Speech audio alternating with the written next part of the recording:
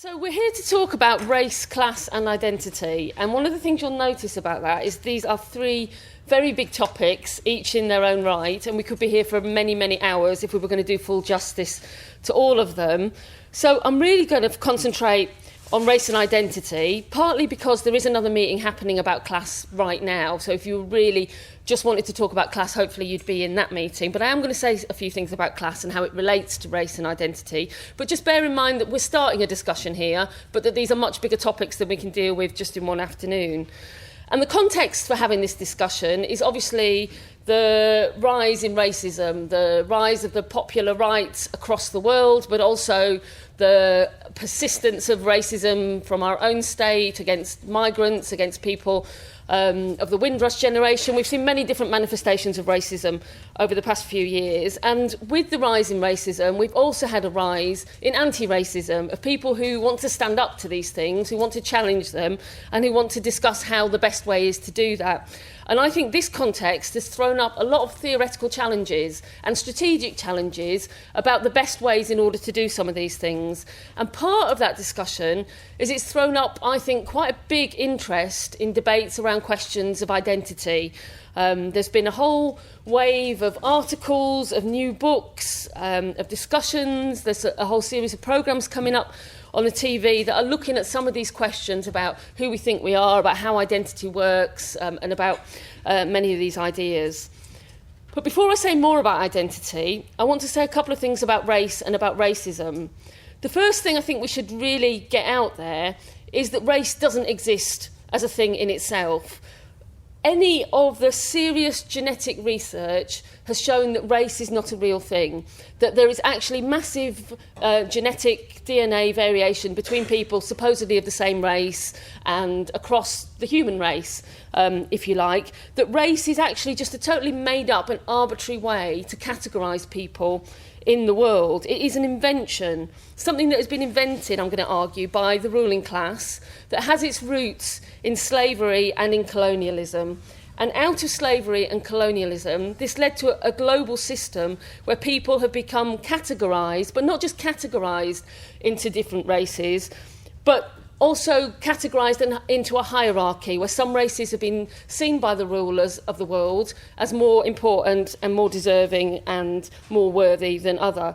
And so this categorising people firstly into races, but also into then a hierarchy of races, is an actual invention of capitalism and not a natural occurring thing and not a biological thing, and certainly nothing that is to do with our genes or to do with nature or how we're born. So race itself might be an invented category, but that doesn't mean it's irrelevant, because racism is an absolute fact of the social world in which we live. So race might not be real, but racism very much is real. And I want to argue that racism isn't a product of individual ignorance, of people just being brought up wrong or educated wrong, or even an inherent thing that all white people are racist. I want to argue today that racism is something that is absolutely structured into the society in which we live, and also that it comes from the very top of that society. And I think you can see that quite well in Britain at the moment, because you can see, you know, Boris Johnson's attacks on Muslim women, Sajid Javid talking about Asian grooming gangs, Theresa May talking about European migrants jumping the queue. Jumping the queue is one of these really playing to the scapegoating of migrants that we've seen come from the very top of the Parliament and the Tories. But also you can see it around things like the hostile environment, the way in which the Windrush generation were treated, but the way in which that goes way beyond the Windrush generation. I work in the NHS, and it goes much way beyond that and right across many of the services that are offered in society.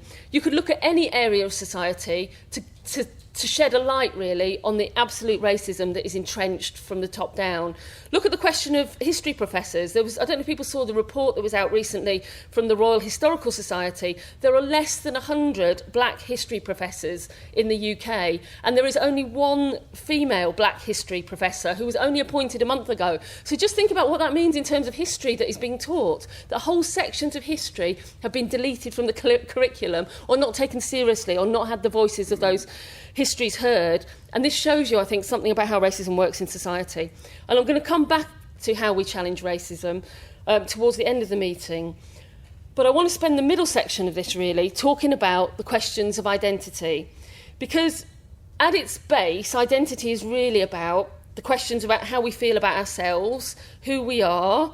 It's connected to how we feel about others, who we think is like us and not like us, and who we think we are in the world. But those ideas and that identity sounds like a very personal thing, but it doesn't exist in a vacuum. Who we think we are is shaped by the world in which we live. It's shaped by a social, a political, an economic context of where we're born, who we are, all the different forces, the oppressions that we face, the exploitation, the choices that shape our lives from the minute that we're born. So you think about why something like race or ethnicity are such an important part of our identity, given what I said about these things not being genuine, real, biological categories. Why are they such an important part of our identity? Certainly for people who are not white, they're a very important part of our identity, because we live in a racist society, a society that has shaped the world in the way that I've talked about, that has divided it up, and where there is a struggle over these ideas, and that also feeds into our own sense of who we are and our own identity. But I don't just want to talk about how we feel about our identity. I want to talk about what's been come to be called identity politics, which is when you go from talking about the personal to thinking about the collective and thinking about how you change things and thinking about the politics that you need to do that. Now, identity politics is one of those terms that is bandied around to the point where sometimes it feels a little bit meaningless because people use it to mean all sorts of different things, usually when they're attacking it from the right because they don't like the idea that people are speaking up and having their voices heard. It's a very vague term, but at its essence, it's based on the idea that politics can be based on your identity, that from your identity, some political conclusions can flow from that. And it's traditionally focused on oppressed identities, on identities such as gender or race or gay rights, all those sorts of identities, trans rights. That's where identity politics is traditionally focused. And as I said, there have been a lot of right-wing attacks on identity politics. You know, I've read a whole load of articles about how identity politics are threatening liberal democracies, are threatening our universities, are threatening freedom of speech, have gone too far. You can find all of these in the right-wing press any day of the week. In actual fact, the people who attack identity politics are really, from the right, are really just attacking the rights of women, of black people, of gay people to have their voices heard and to fight back against the inequalities that they face. It's a backlash against that, if you like. And I think we should also, while we're talking about right-wing ideas, remember that the right wing also has its own version of identity politics. If you think about the way in which Trump has tried to pitch his appeal, or Tommy Robinson tries to pitch his appeal, they try to say that there is a beleaguered white working class sometimes, but Trump isn't really bothered about whether people are working class or not, but that there is a beleaguered white identity that have been left behind by multiculturalism or left behind by... This is a right-wing version of identity politics, if you like, and one that we should completely and utterly reject in the light of the realities that I've talked about how racism is such a real feature of the world in which we live. And I want to say, first of all, a couple of things about the strengths of identity politics, because it would be ridiculous to dismiss identity politics out of hand. There are many movements in the world that have been based loosely on people's identities that have had a huge impact on the world. You think about the Black Power struggle. That could be called a form of identity politics based on the idea that black is beautiful, that black are powerful, that black people want to stand up against their oppressors. This is a movement that has had a massive impact, not just on the structures of power, but on how people feel about themselves. I've been doing a load of meetings about Angela Davis, and I've been showing loads of pictures of Angela Davis and how brilliant she looked when she was out on demonstrating and standing strong. Those images and those Black Power moments actually challenged how people felt about themselves, the way they looked, about what was beautiful in the world. So these things have a massive impact way beyond just the limits of their struggle. But you think about things like the women's movement, or you think about the people who've led the trans movements. They can be very powerful movements that can force things onto the agenda and can raise very important issues. So we shouldn't dismiss these things out of hand. It's also true that identity can be a very powerful motivator, both in terms of people getting involved in politics. If you think about yourselves and how it is you came to see yourself as political, quite often for people, this is to do with the injustices we feel in our own lives, or in the people who are close to us, or in things that we see in our friends, our families that have had to go through. So identity can be very important for that. It can also identity politics can lead to very important expressions of anger. I was just in the meeting where we were talking about what's happening with struggles for women's liberation. You think about the Me Too movement, which has been a very powerful movement of women coming out and saying, we've had enough of this, we're going to speak out about this, our voices will be heard about this. So these questions of identity can be very powerful. However, just basing your politics on identity doesn't get rid of the idea that you still need to think about your strategy. And that's what I want to spend the rest of the meeting about, thinking about strategy, because sometimes identity politics pretends that all you need to understand and fight something is to experience it, that if you experience it, somehow that makes you an expert on it. But actually, even people with the same or similar identities can have very different ideas about how to change things. You think about the history of the black liberation struggle, for example, and there have been many different strands of what you might call identity politics. Do we need black-owned businesses? Do we need more black faces in high places?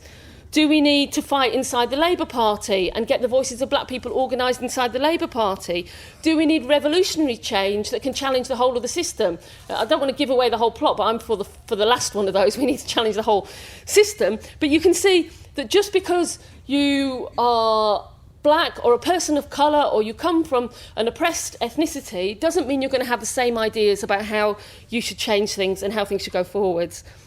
And the other question of strategy that identity politics throws up is a question that I think is as old as the struggle against oppression itself, which is it only people who are affected by that problem who can fight it? So you think about the question of racism, there is a long-running argument about are the only people who can fight racism black people? Are white people part of the problem, or can they be part of the solution? Same goes for men and women. The same goes for any of these divisions that you think about. There is an argument around these. And identity politics doesn't solve any of these questions. And actually, sometimes it can make it harder, I think, to find your way through some of these discussions and get to a coherent strategy. Because there's a number of problems, I think, that are built into identity politics. And again, I'm using identity politics in a general term, so people might find exceptions to some of these, and that's fine, that's things we can discuss. The first problem is identity politics always throws up a question of authenticity, because identity isn't just personal, it's about saying, I belong to this group, or this group belongs to me, I am part of this. There is always a question about what is the authentic experience or identity for that group. You know, people talk about imagined communities. An imagined community means somebody has got to think about who is in that community and who is out of that community. And who gets to decide who is in that community and who is out of that community. You think about in Britain, we've had many different generations have used the term black in different ways. So black at various points has meant everybody who is oppressed by racism, who is fighting against racism. So that means black people, Asian people, other people who are facing racism in Britain. That's a term that grew out of a struggle really out of the 1960s and 1970s to use black in those terms. At different points, people have said, well, actually, you can only be black if you're from an African or a Caribbean background. Some people who are African say you can only be black if you're African or of African heritage. So some people say you can only be Asian if you're from certain parts of Asia. So people get to decide who is in and who is out, and who gets to decide these things. Often the people who get to decide these things are people who are called community leaders. But who gets to appoint community leaders? So you can see there is a whole problem with some of these issues. And there is a whole contestation around this about who gets to be in and who gets to be out and who gets to feel part of these imagined communities and who doesn't. The second problem, really, I think, is that identity politics, not always, because I talked about some very powerful movements that have taken on the structures of power, but in the current context, identity politics quite often focuses on symbolism and on language. Now, actually, symbolism and language can be very important. When there was the big campaign to tear down the statue of the racist Cecil Rhodes, I was completely on the side of the people who wanted to tear that down. Now, that wouldn't materially change the nature of racism in our universities or get more black professors or any of those things. But it's an important thing to say, actually, we are on one side of history and not the other, and we don't just want to celebrate the racists in history. In fact, we don't want to celebrate the racists at all. It became a focus of a bigger struggle, and it was part of a global struggle because it came out of South Africa. So you can say symbolism can be very important. Language can be very important, and I do think people have to challenge racist language, sexist language, and they have to pick people up on this. But if your struggle and your strategy is so focused on symbolism and language and not on the structures of changing inequalities that are structural and are built into a very powerful system, then I think you can actually derail those struggles. And I was reading a really interesting book on identity politics that's just come out by a guy called Asad Haider, who's an activist and a writer in the United States. And he talks about, he worked on a campus. He was a PhD, I think he was a postgraduate student and doing some teaching and stuff on this campus, where there was a massive struggle broke out against cuts. I can't remember what they were, cuts in they were about hiking up student fees or cuts. Anyway, there was some attack that was happening to students on that campus, and there was a massive resistance wave to it, which sounded very exciting. They were having mass meetings, mass demonstrations, talking about occupying the campus and all the rest of it. But that huge movement, that swell of activity, fell apart because they got bogged down in arguments that were really about language and about things. They even got bogged down at one point in about whether they could talk about occupy and occupying a building, because occupy is the terminology of the colonialists and the people, which it is the terminology of the colonialists. But if your movement is stopped, it becomes paralysed because all you're talking about is language, then actually you're retreating from the struggle rather than advancing the struggle. It's also true that identity politics at the moment can reduce collective politics to individuals or group offence. Now, that isn't to say that people feeling offended by things is wrong. Quite often the things that we feel offended by are entirely right. But you can't have a politics that's just based on feeling offended, because it's not a strategy for changing the climate in which offensive things happen or offensive things start. So let's talk about what we can do and strategies that might work. But before that, I just want to say something about where identity politics came from, just to try and pull out and tease out a little bit about how identity politics works. Because I mentioned the powerful movements like the Black Power movement in the 1960s, which you could call identity politics. Black Power, the women's movement.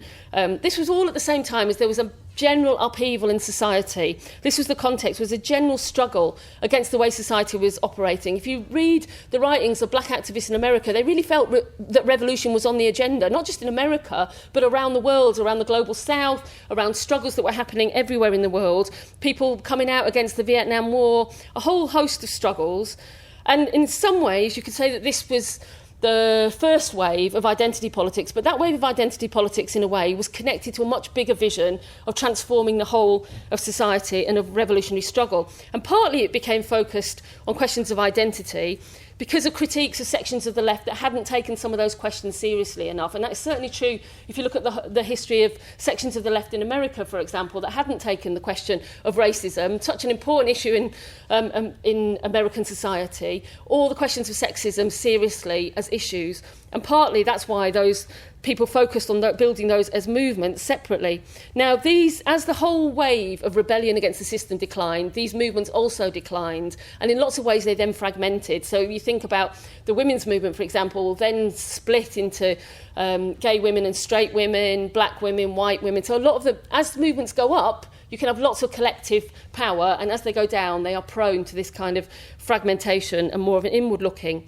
Now, the next wave of identity politics, which I would say is probably the one that's most influential for kind of understanding where we are today, came out around the 1980s and the 1990s and came with around the rise of ideas of postmodernism and post-Marxism. So the idea that became very fashionable, particularly in academia, that class isn't relevant, and not just that class isn't relevant, but that attempting to think about the whole of society and trying to change everything and trying to have a big picture of how society works was impossible and pointless, and that we were much better looking at smaller relationships of power, at individual relationships, at experiences, at subjective truths rather than objective truths. And at the same time that this was happening around ideas in academia, you saw something else happening, which was happening with the state.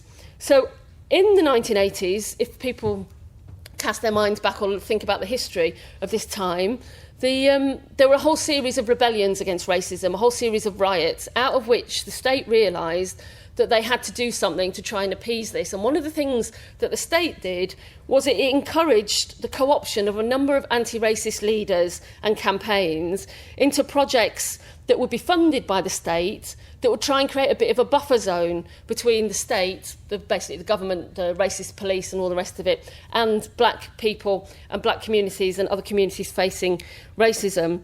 And they did this by encouraging the breakup of black unity into lots of different ethnicities. So suddenly you had lots of community groups competing for funding, not just for black people or for Asian projects, but breaking it down into ethnicity. So you had your Pakistani community leaders were fighting for the Pakistani community, people from the Bengali community fighting for projects for the Bengali community. So the state actually encouraged and sponsored the breakdown of ethnicities into these smaller identities and appointed community leaders that they would be willing to do business with. So you can see in this sense, the state isn't always against identity politics. They can find ways to work with them in particular ways. Now, where are we today? Because we're not really in the same period as we were then. Today, I think we've got a new wave of anger at the rottenness of the system in which we live. I think we've had years of economic crisis and the growth of the far right, and I think people can see that there are some very fundamental things wrong with the world in which we live. But I still think there is a lot of confusion about what the solutions to that are. And partly because the absence of big, powerful class struggles in many parts of the world, not in every part of the world, some parts of the world have had more class upheaval than we have, but the absence of big class-based struggle, I think, encourages people to look for more individual solutions, or it can encourage more inward-looking politics, or it can encourage people looking for different strategies and looking all over the place for ways to do this. And that's why also, at the same time that you've had this kind of anger, you've had a lot of confusion over ideas about oppression, about racism, about sexism, these sorts of ideas. And you've also had the growth of things like privilege theory. And privilege theory, I think, is the flip side of identity politics. If identity politics says the only people who can fight oppression are the people who suffer oppression, privilege theory is really the flip side of that, because it says if you're white, you are privileged and you are part of the problem. If you are a man, you are privileged and you are part of the problem. Now, I think this is a very pessimistic theory, and we can talk about it more if people want to. But it essentially says that people are trapped in their identity or in their biology, and that if you're white or you're a man or you have the cheek to be a white man, you are trapped into being this oppressor and you can't be part of the solution. And I think this is a dead-end strategy, because actually if we're talking about fundamentally changing something as absolutely built into our system as racism, we need to win allies in doing that, and we need to win people to be part of that fight, and that we can't start by writing off a whole load of people who can be part of that problem. But you see, if today's politics are contradictory, they certainly are exposing a lot of anger and a lot of problems that we face in society. And if we want to think about how to fight racism, I think we have to go back to what I said at the beginning about why it exists and how it works. Because racism, like sexism or homophobia or any of these nasty oppressions, isn't just about a relationship between individuals. You know, I looked at that video of that Syrian refugee being beaten up, and it's absolutely appalling. It's disgusting, and it makes you want to shout and cry at the same time. The other kid who did that was acting in a racist way towards a refugee, and that kid should be punished for that, and he should be talked to, and he should be talked about it, and they should do something about that. But that hasn't come from that kid. That kid wasn't born hating refugees. That racism has come from the top of society, from a world that says, hey, it's okay to hate refugees, to hate your neighbours. And this is the problem that we have to deal with. We can't deal with this on a symptom basis, on the symptoms of where that racism filters through. We have to deal with this on where does this problem come from, and who is making it okay for kids to feel that they can do that sort of horrific thing. And actually, if you think about it, that is a destructive system, worst for that refugee who has faced that racism, but also what does it do to brutalise that young white kid who thinks it's okay to go around beating up other people? What sort of hatred are they absorbing from this society in which we live? It's a pretty disgusting world when you think about it.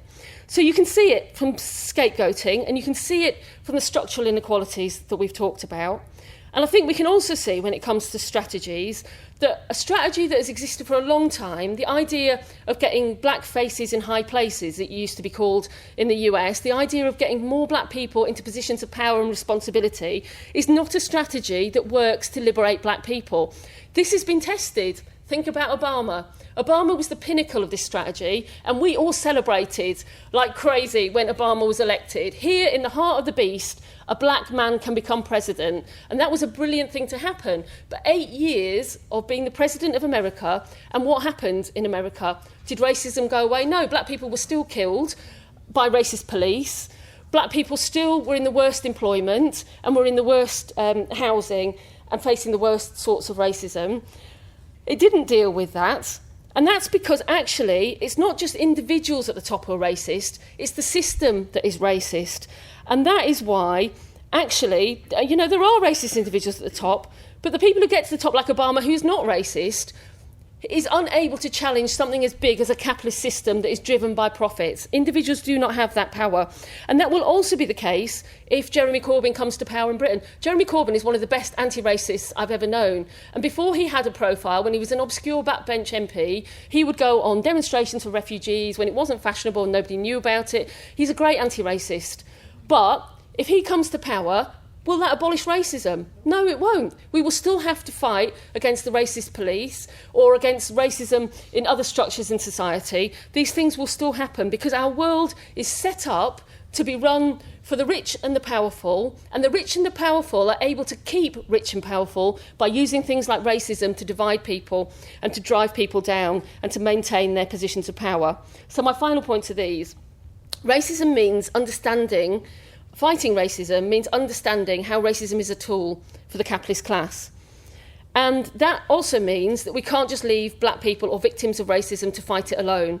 That white people can also fight racism, not just because white people can be won to being nice, although some white people are nice, but that's not the point. Some white people aren't nice.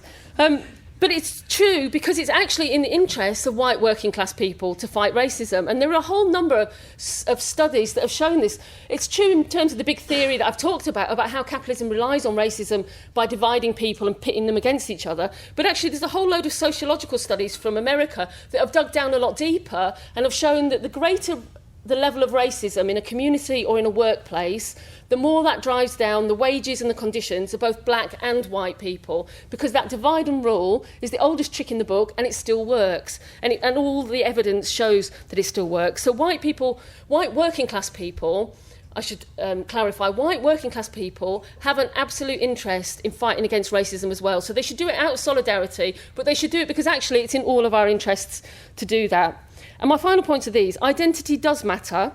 All of these things I've said about the problems with identity politics doesn't mean it doesn't matter, because what motivates us, who we feel we are, it can change, but it does matter, and it matters to us, and it matters to the people around us. And actually, we want people to identify with a global struggle against capitalism. That's an identity I would like to see spread. And politics is partly about getting people to identify with the aims, the values that you have yourself. It doesn't have to just be related to those questions that we talked about race or gender. Identities change and they're contested. You think about, and the other thing is about identities, if you think about identities in terms of race or gender, they can be very powerful, but they can also obscure differences.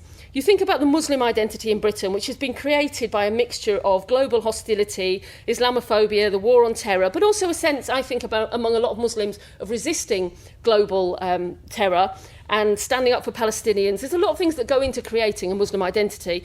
But you think about where does that leave Muslims? In Britain today, there are 10,000 Muslim millionaires, while the vast majority of Muslims in Britain are concentrated in the poorest housing, the poorest jobs. Those of you, I know some of you are from the east parts of London, like I am, you will know that lots of Muslims live in really terrible conditions. The Muslim millionaire might suffer racism, he might suffer Islamophobia, it might be searched at an airport, but he doesn't have the same interest as the working class Muslims in challenging the whole of the system, because the system has made him rich, or her rich, normally it's a him, have made him rich. So they don't have the same interests. And so an identity can actually hide the divisions that exist in reality. And when we come on to talk about class, You see, class identity is an interesting topic, but what we're interested in isn't just whether people identify as part of the working class. In actual fact, the vast majority of people in the world, whether they think they are or they don't think they are part of the working class, because the majority of us, our lives depend on having to work for a capitalist society in order to stay alive. We don't have a choice about this. If we want to stay alive, we have to go out and work and earn money and live within the system that capitalism has created. So we are working class, whether we think we are or we don't think we are.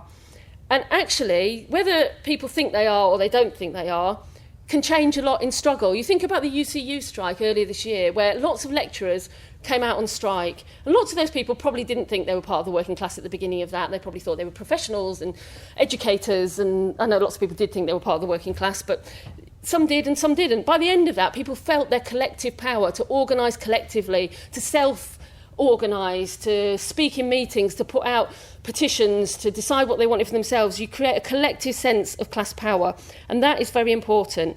And it's very important to remember that movements can be based on solidarity, not just on identity, where people see a common interest in fighting against the different divisions that we see. And so class politics, socialist politics, if you like, are not a substitute for fighting against racism. They're not a substitute for fighting against sexism. In fact, they're part of saying we have to take these fights on, because if we want to build a united class struggle, we cannot allow our rulers to divide us in all these different ways that they try and pit us against us and turn us against us.